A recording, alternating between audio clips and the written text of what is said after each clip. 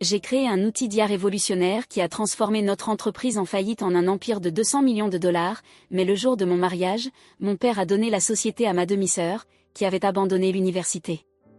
Quand je l'ai confronté, il m'a jeté un billet de 20 dollars en riant, « Voilà ta valeur ». J'ai souri et suis parti en silence, mais le lendemain matin, lorsqu'ils sont arrivés au bureau, je n'aurais jamais imaginé que le jour de mon mariage, censé être le plus beau jour de ma vie, deviendrait celui où je perdrais tout ce pourquoi j'avais travaillé. Mais c'est ainsi que la vie fonctionne parfois. Ceux en qui vous avez le plus confiance sont souvent ceux qui vous trahissent de la manière la plus cruelle. Je m'appelle Helena Carter, et voici l'histoire de la façon dont j'ai bâti un empire, comment on me l'a volé, et comment je l'ai repris sans aucune pitié. Je n'ai jamais été l'enfant chéri, ce titre appartenait à ma demi-sœur, Madison. C'était elle que mon père, James Carter, adorait. Peu importait ce qu'elle faisait, qu'elle échoue, réussisse ou ne fasse absolument rien, elle restait sa préférée. Moi, j'étais celle qui travaillait dur, celle qui restait à Austin, au Texas, donnant tout ce que j'avais pour Carter Tech, l'entreprise familiale en difficulté. Tandis que Madison faisait la fête et abandonnait ses études, je passais des nuits blanches à coder, concevoir et réparer une entreprise en ruine. Carter Tech n'a pas toujours été une puissance de 200 millions de dollars, c'était une société moribonde, au bord de la faillite, lorsque je suis intervenu. Mon père l'avait fondée des années auparavant, mais elle était dépassée, sans avenir. J'ai vu ce qu'il ne pouvait pas voir, une opportunité de révolutionner l'entreprise grâce à un logiciel de marketing piloté par l'IA. J'ai passé des années à développer un outil capable d'analyser le comportement des consommateurs, d'optimiser les campagnes et d'aider les entreprises à augmenter leurs ventes comme jamais auparavant. C'était ma création, mon innovation, mon travail acharné qui avait transformé Carter Tech en l'une des entreprises technologiques les plus convoitées du pays. Et où était Madison pendant tout ce temps? Nulle part. Elle ne s'intéressait pas à l'entreprise, trop occupée à dilapider l'argent de mon père, sautant d'une idée ratée à l'autre. Mais malgré son absence totale de contribution, James la traitait toujours comme une reine. J'aurais dû voir la trahison venir. J'aurais dû m'y attendre. Le jour de mon mariage devait être un jour d'amour, de célébration et de nouveau départ. C'était censé être la seule journée où je ne penserais pas au travail, à Carter Tech, à la lutte pour la reconnaissance. J'aurais dû savoir que ce ne serait pas le cas. La salle de réception était remplie de familles, d'amis et d'associés d'affaires, des gens qui m'avaient vu construire Carter Tech à partir de rien. J'étais aux côtés de mon mari, savourant un rare moment de bonheur. Lorsque mon père s'est levé pour porter un toast, j'ai souri, espérant qu'il dirait enfin à quel point il était fier de moi. J'attendais les mots que j'avais toujours voulu entendre. Puis il a prononcé une phrase qui a figé la salle dans le silence. « Aujourd'hui n'est pas seulement le jour du mariage d'Helena », a-t-il déclaré en levant son verre. C'est aussi le début d'un nouveau chapitre pour notre entreprise familiale, et je suis fier d'annoncer qu'à partir de maintenant, Madison prendra la direction de Carter Tech en tant que PDG. J'ai eu l'impression de recevoir un coup de poing dans l'estomac. Mon sourire s'est figé, mon souffle s'est coupé, et mon esprit s'est emballé en tentant de comprendre ce que je venais d'entendre. J'ai regardé mon père, attendant qu'il se corrige, qu'il admette que c'était une blague. Mais son regard m'a tout dit. C'était prévu. C'était réel. Les murmures ont commencé dans la salle. Certains invités ont échangé des regards gênés, d'autres ont simplement détourné les yeux, trop mal à l'aise pour croiser le mien. Et juste au moment où je pensais que mon père ne pouvait pas m'humilier davantage, il s'est approché, a sorti un billet de 20 dollars froissé de sa poche et me l'a tendu avec un sourire narquois. « C'est tout ce que tu vaux. » Le silence était absolu. Je pouvais sentir le poids de chaque regard posé sur moi. J'entendais Madison rire doucement à côté de lui, savourant son nouveau titre. Je savais qu'ils attendaient une réaction de ma part, des larmes, de la colère, une scène. Mais je ne leur ai pas donné cette satisfaction. J'ai pris une profonde inspiration. Mes doigts se sont resserrés autour du billet, mon cœur battait à tout rompre, mais mon visage n'a laissé transparaître aucune émotion. Au lieu de ça, j'ai esquissé un sourire froid et calculé. J'ai soigneusement plié le billet, l'ai glissé dans ma robe et regardé mon père droit dans les yeux. « Merci, papa », ai-je dit d'une voix calme et posée. Cela signifie tout pour moi. Puis, je me suis retournée et suis partie. Pas une larme. Pas un mot de protestation. Parce que ce n'était pas fini. Cette nuit-là, alors que mon père et Madison célébraient leur victoire, je me suis assise seule dans mon bureau, entourée de l'empire que j'avais construit, les brevets, les contrats, les dossiers portant mon nom. Ils pensaient m'avoir tout pris. Ce qu'ils ne savaient pas, c'est que je m'étais préparée à ce moment toute ma vie. Ils n'avaient aucune idée de ce qui les attendait, et lorsqu'ils le découvriraient, il serait trop tard. Je n'ai pas dormi cette nuit-là. Tandis que Madison et mon père fêtaient ma chute, buvant du champagne et savourant leur soi-disant victoire, je suis restée dans mon bureau, concentrée sur l'essentiel, mon travail, mes brevets, mes contrats et les personnes qui avaient réellement construit Carter Tech avec moi. Ils pensaient avoir tout pris, mais ils se trompaient. Je n'allais pas crier. Je n'allais pas supplier. Je n'allais pas gaspiller mon souffle à essayer de convaincre mon père qu'il avait fait une erreur, car ce n'était pas une erreur. C'était un choix. Et maintenant, c'était à moi d'en faire un. À minuit pile, j'ai allumé mon ordinateur portable. Mes mains étaient stables, mon esprit affûté, calculateur, dangereux. J'avais été sous-estimé toute ma vie. Ça s'arrêtait ce soir. J'ai commencé par un simple email. Il était adressé aux 20 plus gros clients de Carter Tech, ceux qui avaient signé des contrats non pas avec l'entreprise, mais avec moi personnellement. En affaires, la loyauté compte, et j'avais passé des années à bâtir des relations avec les clients les plus influents du secteur. Leur confiance n'était ni en Carter Tech, ni en mon père, ni en Madison. Elle était en moi. Je leur ai rappelé cela. En pièce jointe, il y avait une clause que j'avais insérée dans leur contrat des années auparavant. Elle leur permettait de résilier leurs accords si je n'occupais plus de poste de direction. Puis, j'ai attendu. À 3 heures du matin, ma boîte de réception explosa. Une à une, les réponses affluèrent, toutes disant la même chose, ils ne renouvelleraient pas leur contrat avec Carter Tech sous la nouvelle direction. Ils s'attendaient à un plan de transition me concernant personnellement. Des millions de dollars en contrats envolés. Carter Tech commençait déjà à s'effondrer. Mais je n'en avais pas fini. Tandis que mon père et Madison se félicitaient, ils avaient oublié un détail crucial. L'outil de marketing alimenté par l'IA, qui avait transformé Carter Tech en un empire de 200 millions de dollars, n'appartenait pas à Carter Tech. Il m'appartenait. Des années plus tôt, lorsque j'avais développé ce logiciel, j'avais pris soin d'enregistrer toute la propriété intellectuelle sous ma société privée, Eurp Technologies. Carter Tech ne l'avait jamais possédé. Ils avaient seulement bénéficié d'un accord de licence pour l'utiliser, un accord que j'avais le pouvoir de révoquer. Et je l'ai fait. En quelques frappes sur mon clavier, Carter Tech perdit l'accès à la seule chose qui lui donnait de la valeur. Au lever du soleil, l'empire que mon père m'avait volé était déjà en flammes. À exactement 9 heures du matin, j'entrai dans les bureaux de Carter Tech. Je ne me faufilais pas discrètement. Je franchis la porte d'entrée la tête haute. Les employés chuchotaient, certains défilaient sur leurs écrans, la panique se lisant sur leurs visages. Ils savaient déjà que quelque chose n'allait pas. Tout dans le bureau semblait différent, instable, comme un immeuble sur le point de s'effondrer. Puis Madison surgit dans le hall, ses cheveux parfaitement coiffés en désordre, son visage pâle de choc.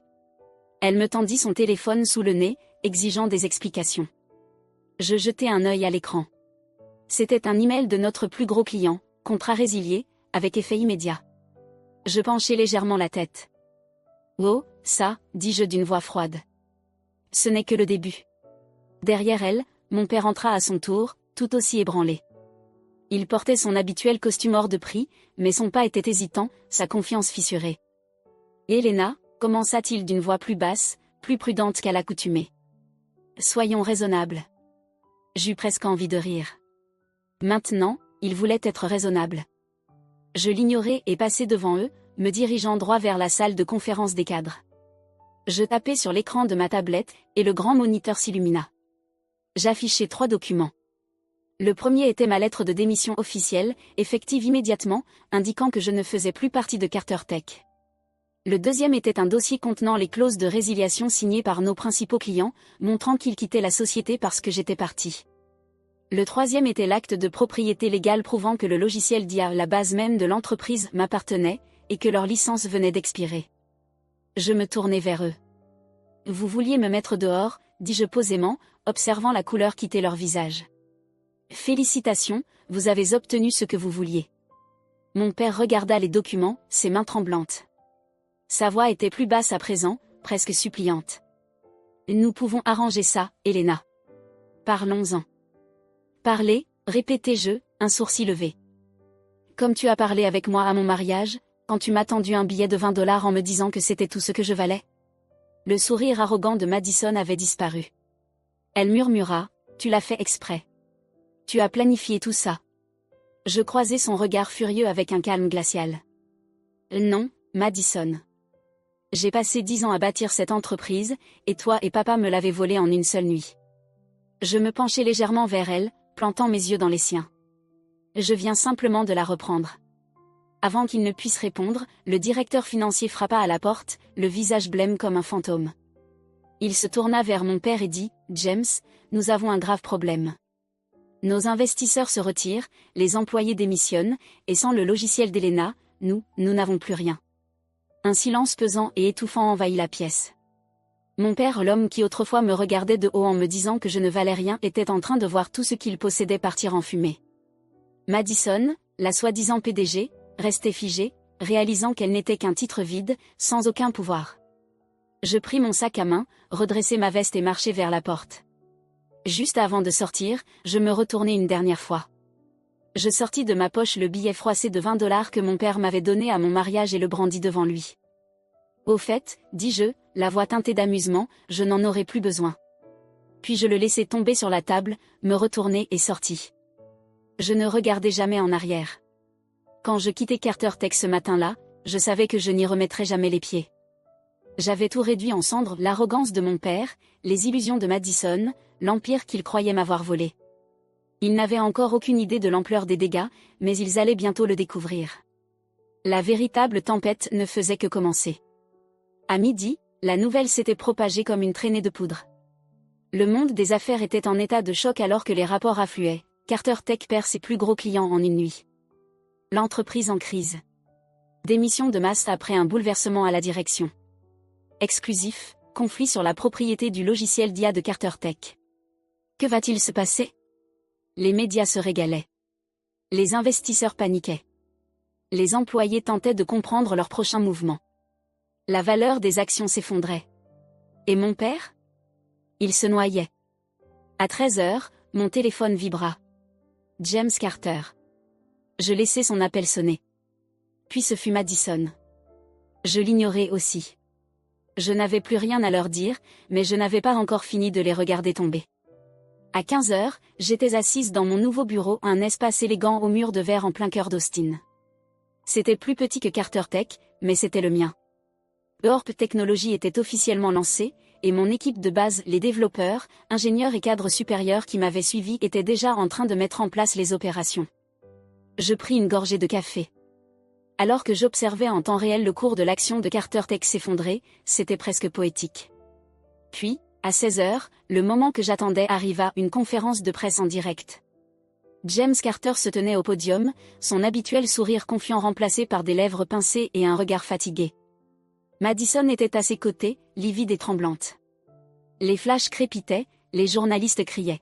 « Monsieur Carter, est-il vrai que Carter Tech a perdu 80% de ses principaux clients en une nuit ? Quelle est votre réponse au rapport affirmant que votre ancienne cadre, Elena Carter, détient désormais tous les droits sur le logiciel d'IA? Carter Tech est-il en faillite ? » James déglutit, forçant un sourire crispé. « Nous avons rencontré quelques défis récents, mais Carter Tech reste solide. Nous travaillons sur des solutions. » « Êtes-vous en discussion avec Elena Carter pour sauver l'entreprise ?» demanda un journaliste, et James tressaillit à l'entente de mon nom. C'était tout ce que j'avais besoin de voir, ils avaient perdu. Plus tard dans la soirée, je reçus un message de Madison. « Elena, retrouve-moi s'il te plaît. Juste une conversation. » Je fixai le message. J'avais presque envie de rire. Pendant des années, Madison m'avait traité comme si je n'étais rien. Elle s'était tenue aux côtés de mon père pendant qu'il me volait mon succès.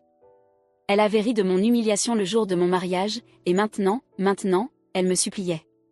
J'acceptais de la rencontrer, non pas parce que je me souciais de ce qu'elle avait à dire, mais parce que je voulais le voir de mes propres yeux. Nous nous retrouvâmes dans un restaurant discret, un endroit qu'elle avait choisi, probablement dans l'espoir que personne ne la voie. Lorsqu'elle entra, elle ne ressemblait plus à la femme confiante et arrogante qui m'avait pris le titre de PDG. Elle avait l'air abattue. Sa robe de créateur coûteuse avait été remplacée par quelque chose de simple. Son maquillage était plus léger, sa voix plus douce. Je la laissai s'asseoir en premier. Je pris mon temps avant de parler. « Alors, dis-je enfin en m'appuyant contre mon siège, qu'est-ce que tu veux ?» Elle hésita, remuant son verre comme si elle cherchait ses mots. « Je ne savais pas, finit-elle par dire. Je n'avais aucune idée pour les contrats, pour le logiciel, pour rien de tout ça. Je haussai un sourcil et elle releva les yeux vers moi. Dans son regard bleu, je vis quelque chose que je n'avais jamais vu auparavant, de la peur. Carter Tech est en train de s'effondrer, Elena, dit-elle d'une voix brisée. Papa, il perd tout. Les investisseurs se retirent. Nous n'avons pas le logiciel d'IA, et nous ne savons pas comment le remplacer. Nous sommes en train de couler. J'inclinai la tête, feignant la curiosité, et elle avala difficilement sa salive. Nous avons besoin que tu reviennes. Un silence. Puis je laissai échapper un léger rire. Le visage de Madison se tordit de désespoir. Je sais qu'il a fait une erreur. Je sais que ce que papa a fait était horrible, mais s'il te plaît, Elena, tu peux arranger ça. Tu peux nous sauver. Je tapotai mes doigts sur la table. Laisse-moi te poser une question, Madison, dis-je. Le jour de mon mariage, quand papa t'a donné tout ce que j'avais construit et qu'il m'a laissé avec un billet de $20, est-ce que tu t'es senti mal? Elle tressaillit. As-tu pensé, ne serait-ce qu'une seconde, que c'était peut-être mal? Elle baissa les yeux. Je n'y ai pas réfléchi, admit-elle. Je hochai la tête. C'est bien ce que je pensais. Je me penchai en avant, ma voix calme mais ferme. J'ai passé 10 ans à bâtir quelque chose à partir de rien. 10 ans à prouver ma valeur, seulement pour que toi et papa me l'arrachiez en une seule nuit. Vous ne vous en êtes jamais soucié à l'époque, alors pourquoi est-ce que je devrais m'en soucier maintenant? Des larmes emplirent ses yeux. S'il te plaît, Elena. Pour la première fois de ma vie, je vis Madison telle qu'elle était réellement, faible, perdue et sans personne pour la protéger. Et pour la première fois, je ne ressentis ni colère, ni satisfaction. Je ne ressentis rien. Je me levai, attrapai mon sac. Tu voulais être PDG, dis-je. Alors débrouille-toi. Sans un mot de plus, je partis. Les 2 semaines suivantes, Carter Tech s'effondra complètement. Les investisseurs se retirèrent un à un. Les employés démissionnèrent en masse. Le logiciel de remplacement échoua lamentablement, et les clients refusèrent de revenir.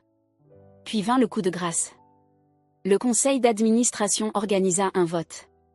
James Carter fut destitué de son poste de président. Madison fut forcé de démissionner. Carter Tech déclara officiellement faillite peu après. Pendant ce temps, Ecorp Technologies prospéra. En moins de 3 mois, j'avais triplé la valorisation de mon entreprise, signé des contrats de plusieurs millions de dollars et pénétré de nouveaux marchés. Je n'avais pas seulement gagné, j'avais dominé. Et mon père, Madison, il n'était plus qu'une note de bas de page dans un monde des affaires qui n'avait plus de place pour eux. Un soir, après que tout se soit stabilisé, je reçus une lettre. Elle venait de mon père. Je ne l'ouvris pas. Je la plaçai dans le même tiroir que le billet froissé de $20 qu'il m'avait donné cette nuit-là. Je n'avais jamais eu besoin de son approbation. Je n'avais jamais eu besoin de son amour, et encore moins de ses excuses. J'avais prouvé ma valeur non pas à eux, mais à moi-même. Parce qu'en fin de compte, la réussite était la seule revanche dont j'avais besoin. Dans les mois qui suivirent, ma vie changea d'une manière que je n'aurais jamais imaginée. Carter Tech avait officiellement disparu, écrasé sous le poids de ses propres échecs. Mon père, James Carter, avait tout perdu, son entreprise, sa réputation, son influence. Madison était tombé dans l'oubli, son bref moment de pouvoir s'évanouissant aussi vite qu'il était venu. Et moi? J'étais exactement là où je devais être. Ecorp Technologies dépassait toutes mes attentes. Les mêmes clients qui avaient tourné le dos à Carter Tech s'étaient empressés de signer de nouveaux contrats avec moi, et à chaque accord, la valeur de mon entreprise grimpait. Ce que Carter Tech avait mis une décennie à accomplir, je l'avais bâti en quelques mois à peine. Les investisseurs faisaient la queue pour travailler avec moi, m'offrant des ressources et des partenariats que je n'avais jamais eus sous l'autorité de mon père. Les mêmes personnes qui ignoraient autrefois mes contributions me considéraient désormais comme une leader. Et pour la première fois de ma vie, je ne me battais plus pour la reconnaissance. J'avais déjà gagné. Un soir, assise dans mon bureau surplombant la skyline d'Austin, je repensais au passé, aux longues nuits passées à bâtir quelque chose, pour tout voir réduit à néant, aux années à chercher l'approbation d'un père qui ne voyait pas ma valeur, à la douleur de la trahison. Mais tout cela n'avait plus d'importance. La vérité, c'est que je ne portais plus le poids de leur rejet.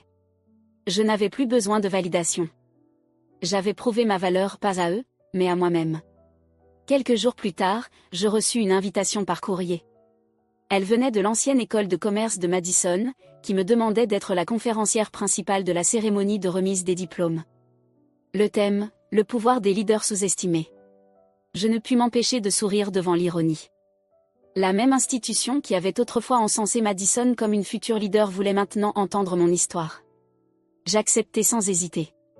Le jour de l'événement, la salle était remplie de jeunes diplômés avides d'ambition et d'incertitude. Je leur racontais mon parcours, pas seulement mes réussites, mais aussi les échecs, les trahisons, les leçons apprises. Je leur parlais de la nuit où j'avais quitté Carter Tech avec seulement un billet de $20 et ma dignité, et comment ce moment avait tout déclenché. Je les vis écouter, suspendus à mes mots.